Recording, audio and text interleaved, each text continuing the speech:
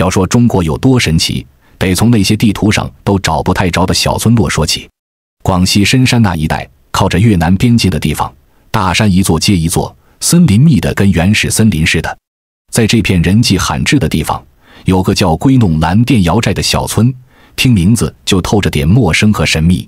这里的人至今还保留着一些让现代人听了会头皮发麻的古老习俗，比如说，他们打猎用的不是猎枪，而是涂了剧毒的弓箭，一种被称为见血封喉的玩意儿。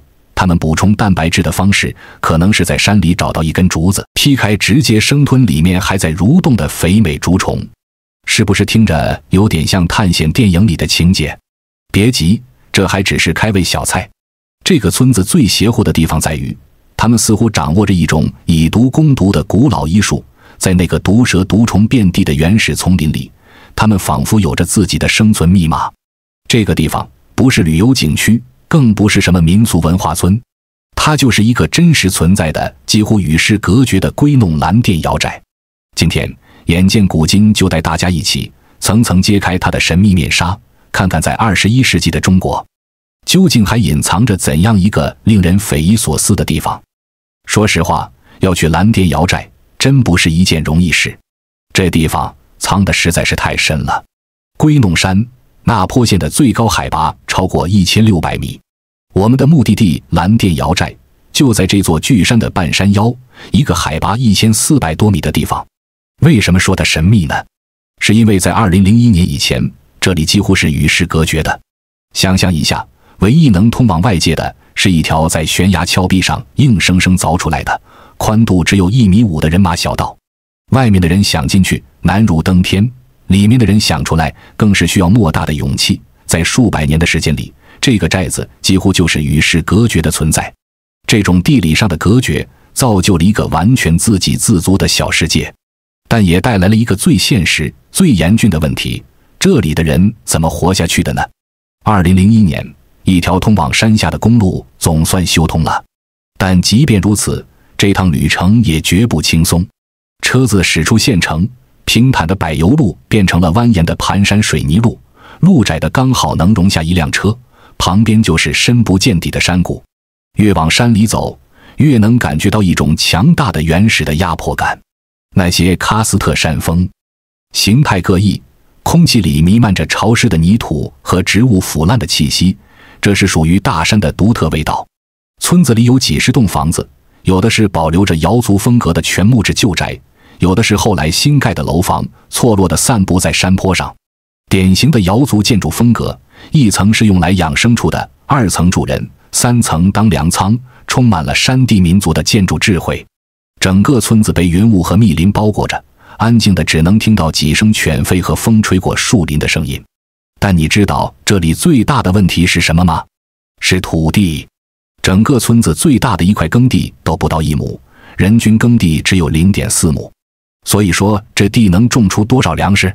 肯定是根本不够吃的。那么他们的食物从何而来呢？在这个看似宁静的村庄里，究竟隐藏着怎样狂野和彪悍的生存法则？在这样极端的环境中，他们到底是如何生存下来的呢？答案就在他们祖祖辈辈传承的那些难以置信的记忆里。首先是祖传的野外狩猎技艺，这不是一项运动，也不是一种爱好，而是一场延续了数百年的关于生存的严肃博弈。村里有个老猎人叫邓贵军，说他是山里最能打的男人，一点不夸张。他祖上几代都是靠山吃饭的猎人，家里藏着祖传的猎具，铁夹、捕鸟绳、毒箭、弓弩，全是手工打制，一套下来比博物馆展柜还齐全。但这些工具平时是收起来的，只有到节庆、祭祖或是要教小辈本事的时候才会拿出来展示用一用。你要是以为这就是老物件摆设，那就错了。蓝店窑寨的男人讲究的就是一身本领，要真上山，全靠这些祖传的家伙吃饭。今天邓贵军将带着我们上山打猎，我们也迫不及待地想知道他是如何用毒箭捕猎的。准备打猎可不是随便拿个弹弓上山那么简单，首先得进竹林挑箭杆。邓贵军带着晚辈们专门挑那种直而坚韧不容易断的竹子，还不能太嫩也不能太老。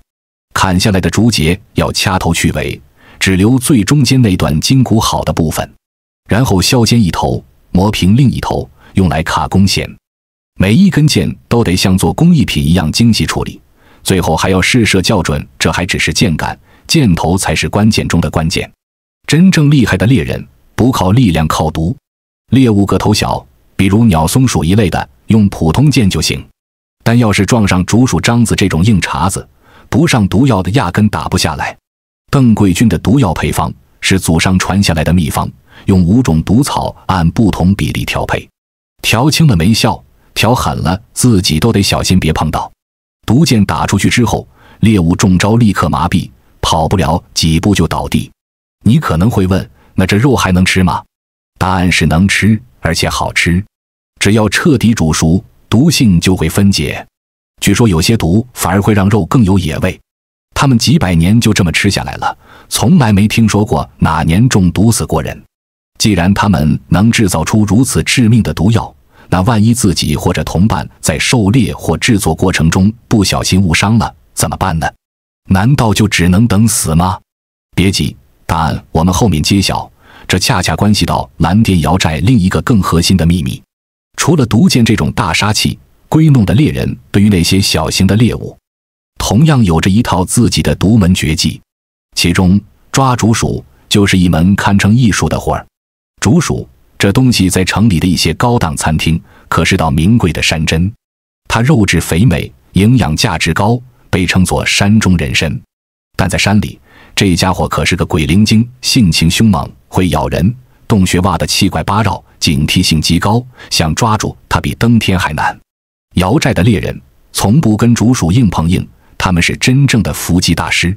首先，他们得找到竹鼠的洞，这可不是随便在竹林里跑2下就行。有经验的猎人能通过观察洞口泥土的新鲜程度，周围竹子被啃食的痕迹，甚至是空气中一丝微弱的气味，来判断这个洞里有没有竹鼠，甚至能判断出竹鼠大概有多大。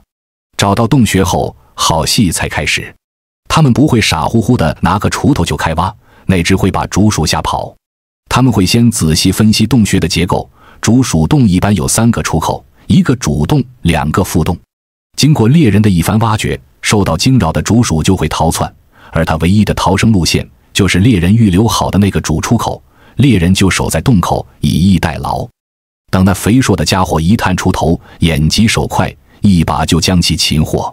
整个过程充满了对动物习性的深刻理解和令人惊叹的谋略。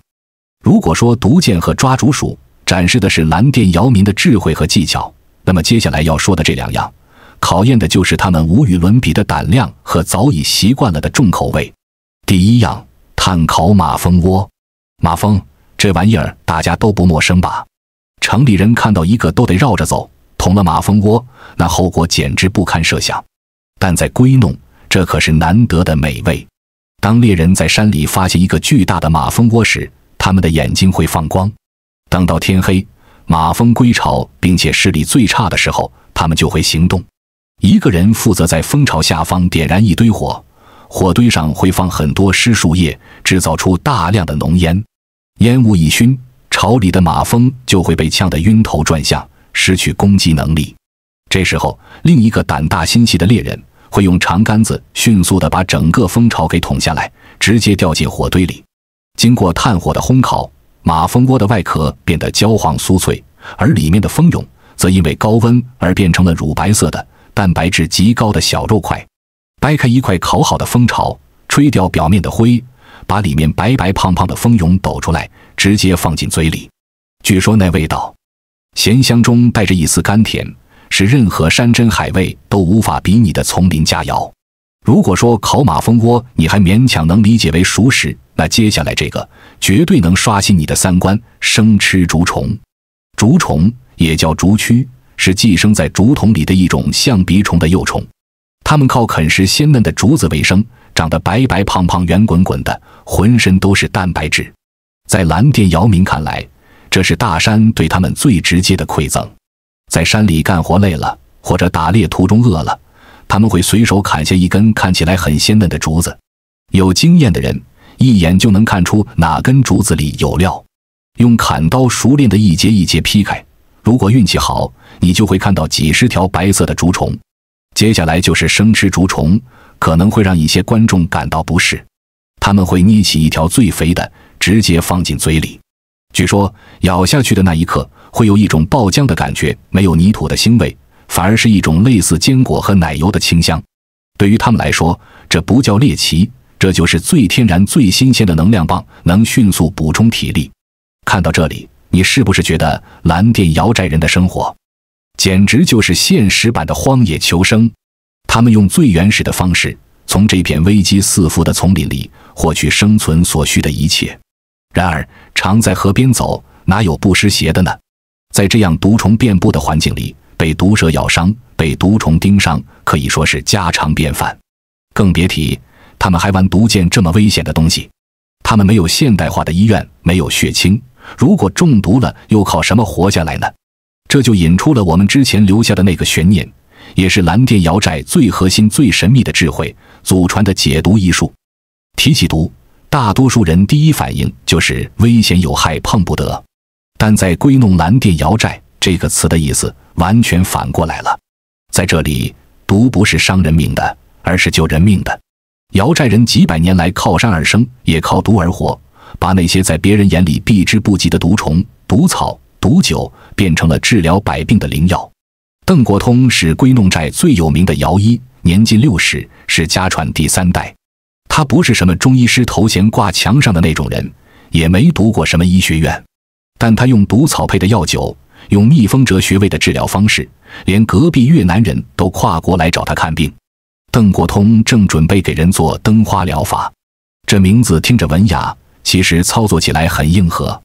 他拿出一根插了铁钉的木棒，在茶油灯上烤得通红，然后隔着几张草药浸泡过的纸片，往人身上的穴位一点一点滴点烫。别看这火辣辣的，但病人咬咬牙忍一忍，腰疼腿痛还真就缓了。邓国通的本事都是父亲和爷爷一点点教出来的。他说，过去寨子不通路，也没有医院，村里人生老病死都得靠自己来扛，家家都有点草药知识，但真正懂得配毒入药的只有少数几户人，因为那可是拿命试毒换来的经验，弄错一点配比就不是治病，而是送命了。比如九龙仙，这名字听着挺仙，其实是一种剧毒草药，光是闻一下都能让人喉咙发哑。但他们拿这草药泡酒，只用来外敷，专治风湿跌打腰椎痛。有的人第一次涂完，感觉跟火烧似的，几天后再问，居然真轻松了不少。还有一种叫断肠草的植物，一听名字就知道不简单，误服一口真能送命。但邓国通会用它微量调入配方，再加上杜仲、当归等缓解性药材，做出一种专门治疗跌打损伤的药酒。酒是他们自己酿的，60度以上的高度米酒，泡上1-2个月，毒素就稳定了，而且外擦见效快。他把这些草药都种在自家院子，就像别人种菜那样种毒草，不是作死，是为了方便配药，减少误采。断肠草、百花丹、蜂毒、草乌，每一株都毒性惊人，但在他眼里全是救命的家伙。当然，光靠药酒还不够，瑶医还有一门神技能——蜂针疗法，就是用活蜜蜂抓住它的屁股，让它精准蛰到人体的特定穴位上。你可能想象不出那种感觉，我们记者试过之后直呼麻中带酸，酸中带热。但邓国通解释，这是在以毒攻毒，蜜蜂的毒素进入身体，可以刺激经络，活血化瘀，消炎止痛。他给村里一个患关节炎多年走路都困难的大叔治了2个月，现在人家下地干农活都没问题。你说科学不科学？咱也不好说，但结果就在那儿摆着。这些年，邓国通还做了一件大事，他把祖辈传下来的草药知识自己整理成了一本瑶医笔记，上面写满了草药名、药性、毒性、调配方法，全是手写的。因为瑶族有自己的语言，但没有相应的文字，这些复杂的打猎方法、医疗技巧、制作工艺和山林知识，完全依赖一代一代的口耳相传，才得以保存至今。这本笔记是蓝靛瑶寨唯一一本成系统的瑶医文献，这本笔记就像给活着的文化上了个保险。瑶医不是治疾病重病的，他们更像是山里的家庭医生，跌了打了，旱了湿了，风吹得腰疼了，全能应付。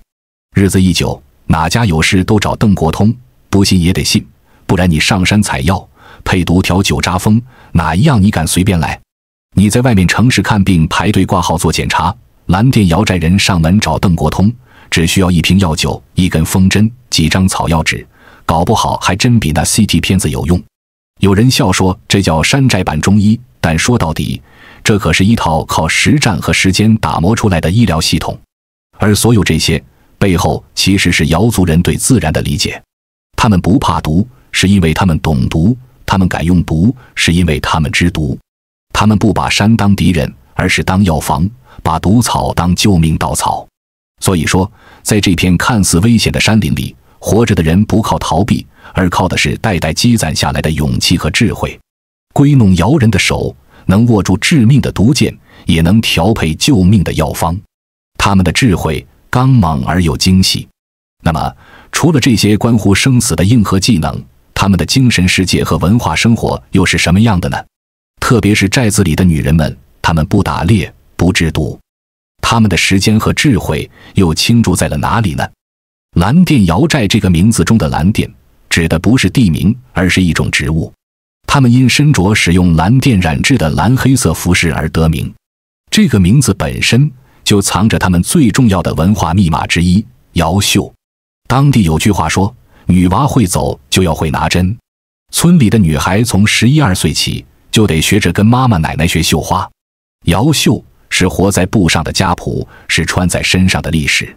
它不是工厂机器绣出来的，它完全靠一针一线手工完成。归弄的女人们不用图纸，也不用模板，全靠脑子里记，手上比划。一块黑棉布，几条丝线，她们能从这几样东西里绣出一个民族的过去和现在。你如果仔细看瑶族人的穿戴，会发现他们的衣服、围裙、头巾、挎包、脚膀上几乎都有图案。图案多种多样，有飞禽走兽，有花草树木，有星星月亮，还有那种看不懂的三角形、锯齿形齿状纹理。别看花纹小，每一种背后都有讲究。比如双蝶恋花代表爱情，稻穗花代表丰收，麒麟踏云象征吉祥。这些图案几百年来代代传，嘴传手教，不写下来也从来没丢过。颜色搭配上也有规矩，瑶绣以黑色底部为主，上面搭配红、黄、绿、紫等鲜亮颜色，越是对比强烈，越能体现喜庆热闹。绣出来的衣服不光穿着亮眼，还透着一种在布上跳舞的灵动。最厉害的是待嫁姑娘的婚服，那可是姑娘一生中最重要的一件衣裳。光一个披肩就要绣上几百个图案，每一针都绣着父母的期望、族群的传承。结婚那天，姑娘穿上亲手绣的衣服，等于告诉全寨人，我长大了，我能当家做主了。更神奇的是，瑶绣的图案并非信手拈来，它被称为流淌在身上的活字典。瑶族没有自己的文字，于是女人们便把民族的历史、对祖先盘王的崇拜、对山川自然的敬畏，一针一线地绣在了衣服、头巾、腰带、围裙和挎包上。瑶绣不是为了卖钱，也不是为了展览，它是每个瑶族女人日常生活的一部分。谁家有空就围在火塘边聊家常、喝茶、绣东西。绣得好的人还可以在庆丰节时穿出来亮相，让人羡慕一整年。瑶族庆丰节每年秋季谷物归仓的时节，归弄蓝靛瑶寨的村民们会选择在农历8月初10这一天举办他们一年来最隆重的传统节日。这不仅是为了庆祝丰收，更是为了表达对盘古、黄等神明的崇敬之情，祈求来年能够风调雨顺、五谷丰登。对于瑶寨的人们来说，庆丰节不仅是一个感恩自然的仪式，更是亲人团聚的宝贵时光。每逢这一天，无论路途多么遥远，那些在外工作的人们都会千里迢迢地赶回家中，与亲朋好友相聚。节日的准备工作通常会提前1天就开始。竹筒饭就是瑶族最具代表性的传统美食。人们将散发着清香的嫩竹砍成竹筒，灌入浸泡过的新米，再用清香的粽叶封好口，以文火慢慢蒸制。经过整整1夜的蒸制，待到第2天宴请宾客时，竹筒饭恰好蒸熟，时间的把握可以说是分秒不差。而糍粑在这里则被赋予了更加神圣的意义，是招待客人最高规格的礼仪。刚打好的还冒着热气的糯米团，要立刻抹上一种特制的粉末。这种粉末是由芝麻、花生、黄豆等多种谷物经过碾细和炒香后制成的，不仅增添了风味，更象征着五谷丰登。瑶族是一个非常热情好客的民族，全寨的男女老少都会穿上节日的盛装，敲锣打鼓，唱起嘹亮的山歌，在村口迎接远道而来的客人。在这里，你会体验到一种非常隆重的迎客礼节——拦门酒。寨子里德高望重的长者会领着身着盛装的姑娘和小伙子们站在村口，姑娘们会牵起五彩斑斓的袖带拦住道路，并亲手捧着用竹筒装着的醇香的自酿米酒，敬献给每一位客人。按照规矩，客人必须喝下这杯酒才能进寨。祭拜盘王是整个节日的核心环节。盘王是瑶族的始祖，祭拜他是瑶族人最古老、最神秘的仪式。这个仪式最初只是以家庭为单位进行，后来随着时代的发展，逐渐演变为全寨的集体活动。如今，他们还会邀请周围村寨的朋友共同参与。这个古老的祭祀活动已经从一个单纯的文化象征转变为加强交流、增进团结的桥梁。在庆典上还有一种非常独特的舞蹈表演——狩猎舞。相传，蓝靛瑶的先民曾经过着与野兽为邻的隐居生活。为了保障族人的安全，寨子里的青壮年男子会戴上各种野兽面具，拿起弓箭上山驱赶猛兽。为了纪念先民们的英勇，如今的瑶家人每逢盛大节日都会跳起这种粗犷豪放的狩猎舞，以表达对祖先的敬仰之情。当夜幕降临，整个瑶寨的欢庆活动在盛大的长桌宴上被推向了最高潮。竹筒饭、糍粑等特色美食悉数登场，上千名瑶族同胞与来远方的客人围坐在一起，不分主客，开怀畅饮，享受着这欢乐的时光。酒过三巡，村中的青年男女们还会深情地对唱起山歌，用歌声来颂扬爱情，赞美生活。说实话，你也许一辈子都不会亲眼看到归弄蓝靛瑶寨这个地方，它太偏，藏得太深，不在热门景区名单里，也不是网红打卡地。这地方没高楼，没超市，没地铁，甚至连个正儿八经的旅店都没有。但路一通，一切开始变了。这条盘山公路把寨子从大山深处拽了出来。从那开始，外面的世界进来了，手机有了信号，村里开始有人用上智能手机，会网购，会刷短视频。好事是好事，但它也带了一个难题：这些在山里活了几百年的老技艺还能传下去吗？先说打猎，现在物资丰富，生活不再靠山吃饭，年轻人进山的少了。狩猎用的弓弩、铁夹、毒箭慢慢被封存进柜子，成了老物件。再说摇衣，邓国通的那一手祖传毒草医术在村里还算有名，但他也发愁没人接班，年轻人不愿意回山里过和毒草打交道的日子。至于摇绣，学的人也是越来越少，村里的老师傅教过一些村里的女孩，但他说没几个绣得进去的，有的觉得麻烦，有的觉得没用，更多的是被手机、短视频、化妆视频抢走了注意力。但问题也不是没有解，归弄寨有人开始做尝试，比如有老人愿意做口述传承人，把自己的经验用视频录下来；有摇医想把瑶药做成包装产品推广出去；还有热心村民联系非遗保护机构，希望把瑶绣列入非遗名单，申请政府支持。也有人提出建议，要开设体验式文化游，让外地人来学打猎、看瑶医、学瑶绣，用文化换生意，让年轻人看到传统也可以养家糊口。当然，这些还在摸索，路还远着，但起码有一部分人意识到了，不能等这些文化全凉透了再来抢救。归弄寨的路通了，人出得去了，但能不能让文化也走得出去、活得下去，还得看他们自己怎么撑，也看外界愿不愿意搭把手。其实，这也是现今国内很多少数民族村落面临的最大现实问题。